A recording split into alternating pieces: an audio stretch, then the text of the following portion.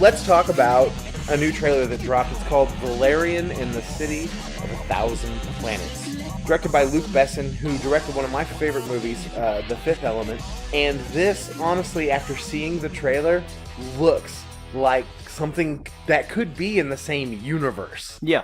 Of The Fifth Element, so it's got me really excited. Mm-hmm. Now, you watched it for the first time before we started the podcast. What are your initial thoughts on that? It's super colorful, which I appreciate, because so many futuristic movies are bleak. Yeah, bleak, gothic, disturbingly dark, it unnecessarily so. Because it kind of reminds me a little bit of Blade Runner. Right. Blade Runner was dark. It had a lot of gothic feel to it, but it was also super colorful. Right. Throughout almost the entirety, until you get to the end when Roy Batty is chasing Deckard around in the rain.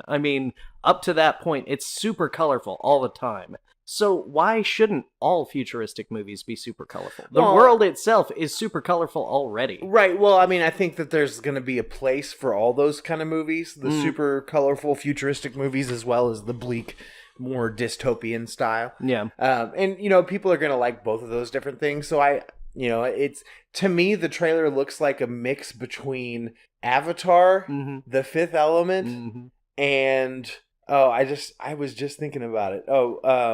Jupiter Ascending. Yeah. Which was a dumb movie. Yeah, it was terrible. And that's what I hope. Freaking terrible. That's what I hope, is that this movie's way more Fifth Element and way less Jupiter Ascending. Well, and way less Lucy, too. Because apparently Luc Besson, which I believe is... Besson, because he's French. I'm American, goddamn. It's L-U-C. Trump's president. I can pronounce French names however and we'll I want. talk about that later.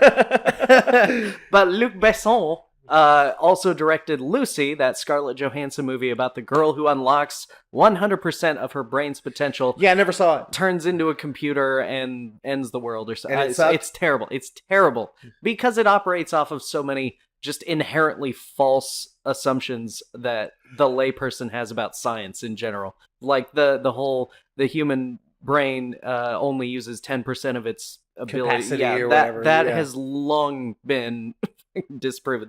That's not a thing, but whatever. That's the basis of the entire movie, though. So, yeah, Lucy was bad. It was pretty, but it was bad. Maybe I'll give it a shot. Maybe I'll check it out. It's on HBO, I think. I don't have HBO, but I have the internet, right. And that's where I can find everything. So Valerian... Fifth Element based on the Valerian is apparently based on a graphic novel. Right. Apparently, I've never heard of the graphic novel. I hadn't either. Apparently, it's groundbreaking.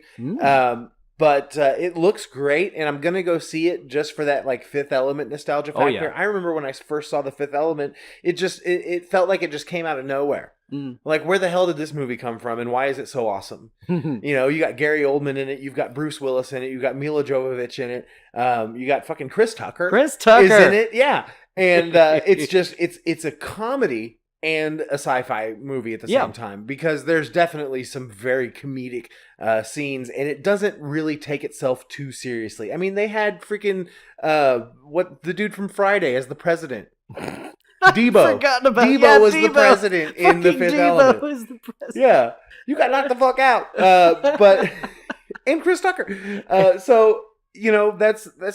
a great movie, and that's going to be the main reason. If I hadn't seen The Fifth Element and hadn't been as big of a fan of The Fifth Element, when I saw this trailer, I would have been like, it kind of looks like that Jupiter Ascending shit movie. It looks like it could be, the new cheesy, beautiful sci-fi I hope so. And I hope we get some Fifth Element Easter eggs in this movie. I would love it if, maybe we see Corbin Stones. Dallas. The Stones are just in the background. Somebody's got a multi-pass. Yeah. Luke Perry was in that fucking movie. Yeah, he was. For all of about 5 minutes. But it's such a good movie. Yeah, it is. And just, it looks great. And Valerian looks great. And I'm going to go see it. Yeah. Stay tuned. We'll just add that to our ever-growing list of movies that we are going to see and review on this very podcast. So stay tuned.